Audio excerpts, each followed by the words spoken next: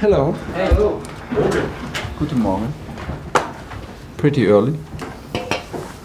Pretty early for you guys, no? They like this. Very early. Yeah, because you have a bank holiday. You have a bank holiday. To do you a favor, I heard. Your idea? Your idea? It's very accommodating. Yeah. I heard it's for the journalists. Definitely not. For me, definitely not. Interesting. It's not what the Interesting because for me, I have training anyway. You poor thing.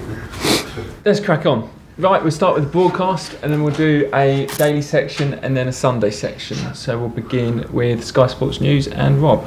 Hi Thomas, nice to see you. Hi, Sam. I'm sorry to start with matters off the field, but there are so many still surrounding Chelsea. Another Chelsea director, Eugene Tenenbaum, has been sanctioned by the UK government. And look, I appreciate you're a football manager, so it's difficult for you to comment too much, but how worrying is it for you at this point that another really important figure, financially and within, in terms of the club structure, has been sanctioned in this way? We read it yesterday. I saw it yesterday in the news, and was not much more about it. Also for us, I mean, I don't know the implications and what it means actually for the club right now. I was just like with a team and with the staff here yesterday, and we heard it. And right now, I think it's not a further distraction. It's just one more. It's just one more of the same kind. And we still hope that things will calm down and be sorted out in the process with the government. In the meantime, the deadline for bids for the four interested parties in buying the club was yesterday. Yeah. Have you heard any update on that at all? No, to be very honest, no. It's still a process, and I heard that talks are still ongoing, also with the government, and I'm still not involved, which I'm glad about, I have to say, because we have a lot to focus on here, and there's where our focus goes to. So, like I said in the first answer, we hope that things will be sorted out as soon as possible to have clarity. But I can understand that it's not that easy. Sure. Back to football matters then. How do you reflect on that Champions League incredible victory? To go to Madrid and win as you did is an incredible performance. And yet it's a Champions League exit. So I wonder whether, from a squad perspective, it's a confidence boost or a confidence damager? I think we're all a bit in between. From confidence-wise, I think it's a huge boost. But still, it's a disappointment to go out of Champions League at quarter-final, which is not like a big drama, and of course also not in this kind of way. But still, it is a disappointment because we feel we could be one of the four teams in semi-final. That's a bit a weird feeling because, as you mentioned, we had a huge task to go to Madrid. We need to win with a minimum of 2 goals to make it to extra time, maybe even 3 goals. We were 3 goals ahead. So, in a knockout game in Bernabeu, this was a fantastic performance and stays like this. And still, it tastes bitter because we're out of Champions League.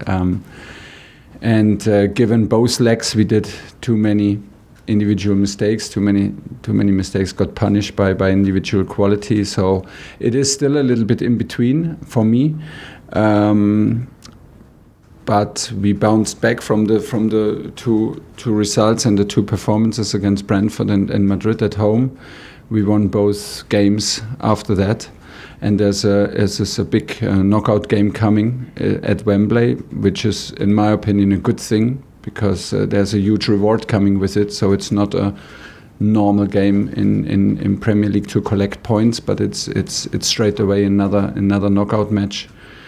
As you know, I think the players are also a bit in between. We haven't talked too much now with them. We have training. We got some training time now before our Sunday match, and we will use it to sweat it out and to digest it fully to be ready for Sunday.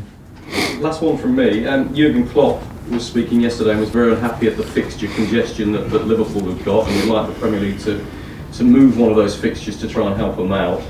It's the same problem that Chelsea have got. Looking at your fixture list, 7 games in 22 days in April. How difficult is that? Is there anything that you would want to change or see the authorities? It's very difficult. It's very demanding. We just had a look right after the game at all the minutes that are played in this season, and we are by far the team who played the most minutes. So we added some extra minutes in extra times unnecessarily. So this adds up to another 1.5 or 2 games. It's pretty demanding, but that's what you sign up for. I think Jürgen mentioned the 12:30 kickoff for his team on a Saturday. This is sometimes, we have sometimes the feeling that if you play in a Sunday and again a Sunday, it could absolutely make sense to play on a Wednesday in midweek. And we had like sometimes a situation that we need to play on a Tuesday, which makes things very, very, very tight to one game, and then suddenly you have a bigger gap to the other game. And between the schedule, where we don't complain about, because it means that we are on all competitions, and we want to have the schedule because it tells you that you play for a lot. But in between there can be adjustments that make things easier to recover and to take care about the players, because it is about the players this game, and about to taking care that they don't get injured and that we prevent them from being injured. And for that we need simply hours to recover and to not sit in the bus and the plane again. That's in these details I agree with him. In general, it is a stressful schedule, but we love it at the same time. Alex, BBC. Hi Thomas. And the 5 changes will help a lot. Yeah. Hi. You said the off-the-field announcement is similar to what you've had before, but is it frustrating that it's come before a big game? Which one you mean? The director being sanctioned. Is it frustrating that things like this get announced before a big game?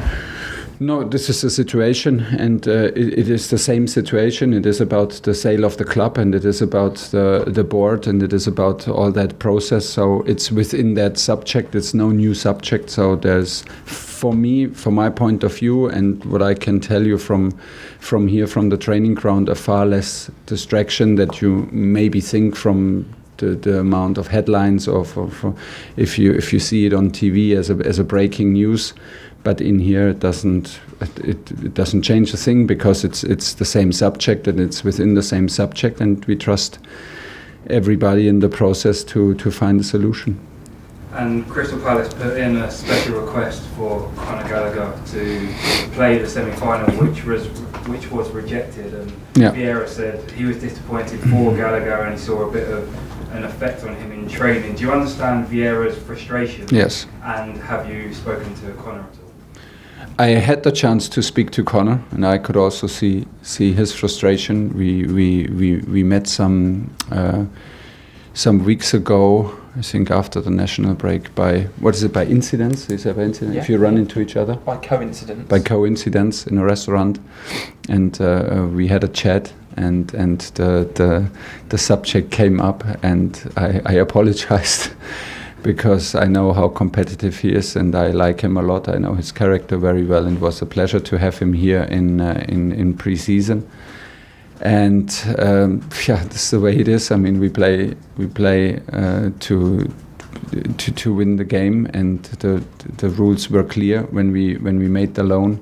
And I can totally understand Patrick Vieira and also the disappointment of Conor, of course. But these were the rules when we did the loan, and we don't want to suffer from our rules. What has impressed you about Crystal Palace this season? The constant level on which they are playing, the high level of energy, the high level of commitment. They are playing throughout the season in the same way. It's I feel a big belief. It's a real team effort. See a real team playing, very close to the coach, calming the club down, calming the situation down, which was not easy. With so many players leaving before the season. Did a fantastic job. Created a very energetic team, full of individual quality, and very dangerous counter-attacking team.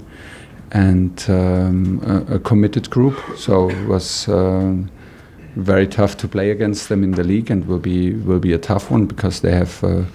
It's of course for us, but also for them a huge opportunity to play at Wembley, and we need to be very well prepared to control the counter-attacks, to control the individual quality, to control the dribblings, and play with the same level of intensity like Crystal Palace. They can create a certain atmosphere, especially at Selhurst Park, but for sure also in Wembley. Nizar. Hi Thomas, you've got players like Mark Gurhey and Tino Livramento. He played last week, the Palace and Southampton players that Chelsea sells. Yeah. But they're very promising, and they're probably going to achieve a lot. What do you make of those kind of players and the decision to sell them? Well, it's a decision we took together, and we are happy about these decisions. You cannot go back and reflect, because at this point where we took the decision, it was the right thing to do given the circumstances. For example, and it's all the time very, very individual decisions, because for Tino Livramento, for example, we had a plan, and we wanted we preferred a loan. But he saw his future to go, and the situation was then better to agree to the sale. For Mark, it was it's a fantastic development, and it's very hard, or maybe even impossible, to say now if we kept him, he would have been better, he would have been worse, he would have been the same, because maybe he needed exactly that. Maybe he needed the change of environment. Maybe he needed a different club. Maybe he needed a bigger role, more minutes to develop your full potential.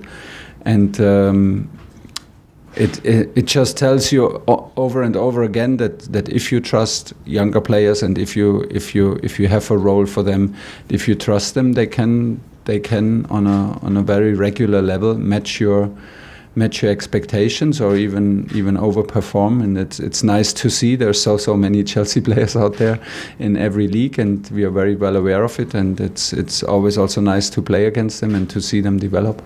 If Chelsea has less money to spend in the future, could you maybe use even more of the academy players? We will always use as many academy players as possible, because, like I said many times before, I think it makes the club very special, and it makes every team in the world very special if you have the mix between world-class players, between big personalities from abroad, from outside of the club, and the mix with academy boys. And I think that's very important also with the academy boys to match the level, to realize the level of commitment, of professionalism of players who come from other clubs, who bring the best of their cultures, and it's very, very important for our youngsters and for our academy players to accept that mix and to accept that challenge, and then it can be very special, because this is what makes teams special, that there are players from the academy in it. Last question in this section, Simon Johnson. Hey Thomas, two-way question here. First and foremost, is everyone okay this Sunday?